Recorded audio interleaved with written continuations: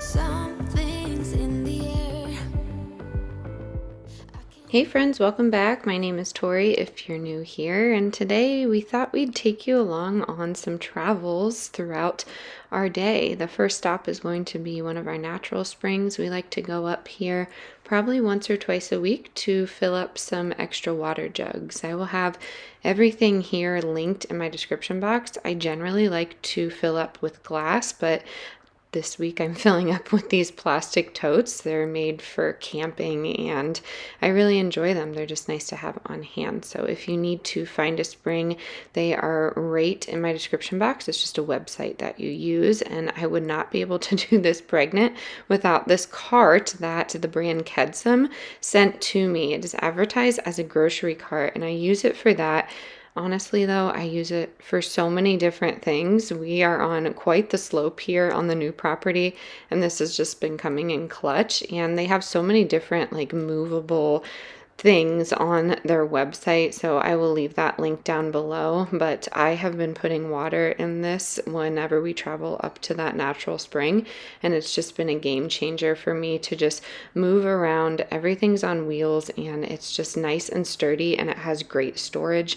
I've also used this as a suitcase, but the bottom of it has a handlebar on it, and I can just grab both sides and put the water into it. So we are going to drive up to our spring here. Ours is going to be a quarter, but I've seen ones that are free. The ones in Colorado were a little bit murky, to be honest with you. So we're satisfied with this spring here. And I think it's important to have extra water on hand. I've talked about it so many times, and I have a video dedicated solely to preparedness when it comes to your water. So check that out. There are many ways to store water. There are many ways to filter your water, but I encourage everyone who's on a preparedness journey to have that in the back of their mind.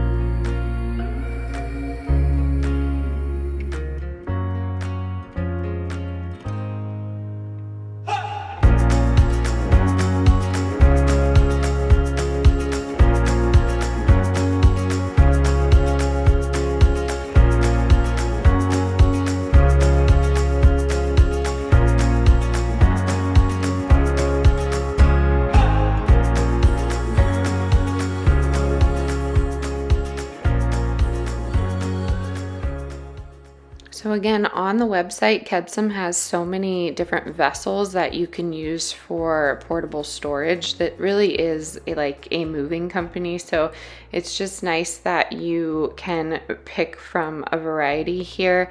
I love taking this into Costco with me and buying bulk items and just rolling it out. It's so much easier than carrying that big box. I generally have 3 kids in tow, and I also am, 8 months, almost 9 months pregnant here. So it's just very easy for me to have something on wheels that I can pick up from the bottom here and just put it in the back of my trunk and then just move it into my house. So I suggest finding something to have a system of support when it comes to moving that water, like a wagon or something movable like this. I talk about that a lot, just really thinking ahead. So on the way back, we checked out a few cows.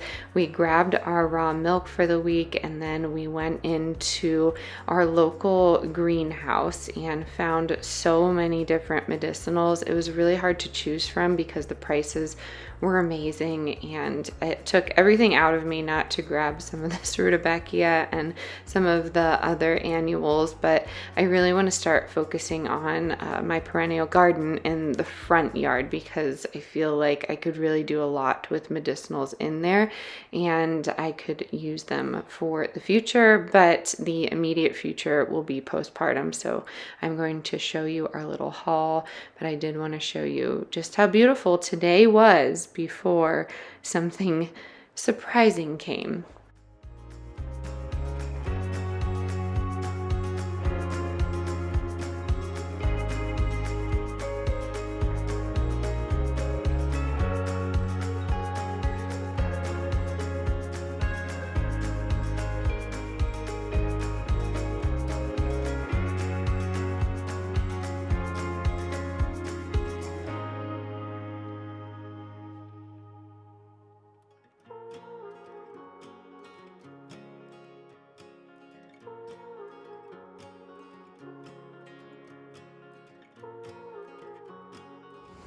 All right, we made it back, and I'll turn you around for a second to tell you about those travels, but we got just like a quick little butterfly bush. There's 4 in there, so I'm just gonna split them up. We got pennyroyal and catnip, and if you don't know about those two, they have a distinct smell, at least to me. You let me know what you think they smell like. There's lemongrass right here, and that smells amazing, and this just kind of goes into a tall grass for me. I have aloe, I have yarrow, and I have comfrey. And then we do, I realize, have some Japanese knotweed in here. If you didn't know, it is very invasive. It kind of chokes out a lot. For every like 1 knotweed plant, it like chokes out 11 native invasives. So I think I'm gonna pull some of it out. It's down in there. But it's actually really great for Lyme's disease, so I'm going to hold on to it just because we are in, I don't know, not the heart of tick country, but we just did not have a lot in Colorado, and now we do. So yeah, that is what we got. We're going to put that in the medicinal garden. I mean, you really can't beat the Amish prices, and that whole place was self-serve. I mean, it's just immaculate, and I love that it's an honor system. I'm sure they have their fair share of shenanigans from customers, but I like that I don't know, I love that we're back in that type of environment. So yeah, everyone else is doing good here. We have the zinnias getting much taller, and I'm going to start another succession, and that's kind of what I wanted to sit down and talk about is the fall garden and how we are preparing for winter. Okay, so the air conditioner should kick off here soon, and I'm looking extra fluffy. We got hit hard with rain today. There was flooding everywhere. It took my husband a little bit of time to get back to us because it was intense. So if you were affected by any floods in PA or anywhere, just know that my heart is with you, because water is no joke and it's frightening. And what a strange day to make this video, based on water. But I feel like it's a great reminder, because I try not to talk about it in every video, but I wish I could, because people don't truly understand how much water we actually use. So yeah, the garden, of course, is looking great and healthy, and the beans are doing super awesome. So oh my goodness, a duck bit a chicken, if you didn't hear that. So my beans are doing great, but for the fall garden, I have about 74 days. My last frost date is debatable because we've moved zones. So for the fall garden, we're doing beans, and we're going to do pumpkins. We're just going to do a quick pumpkin succession. Oh no, one of my son's corns fell down. We'll have to mend it. I don't know if I can do that with take a root. Let me know if you have any experience with that. The marigolds really popped up, but back to it. We have beans happening. We have pumpkins. We are going to do some more squash over here, and I'm just going to sprinkle in some quick carrots just so we have them. And then we're also going to do beets.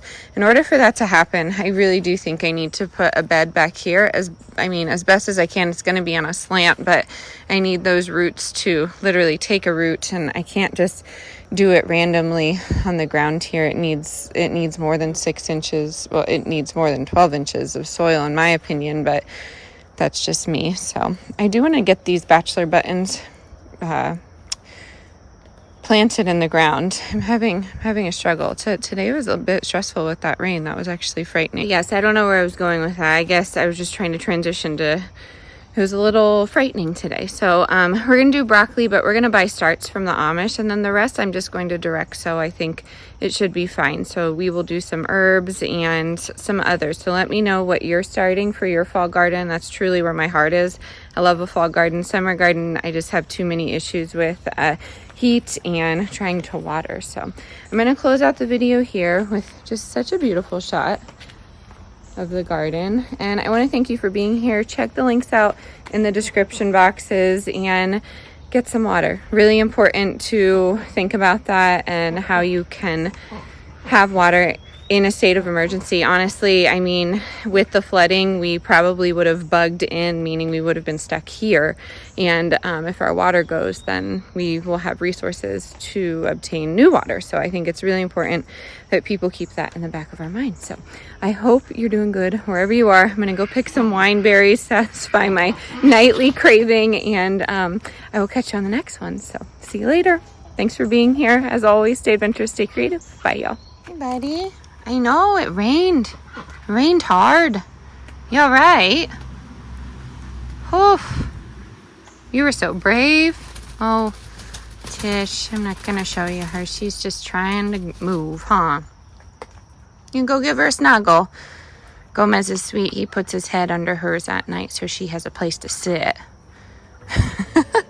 All right, good night.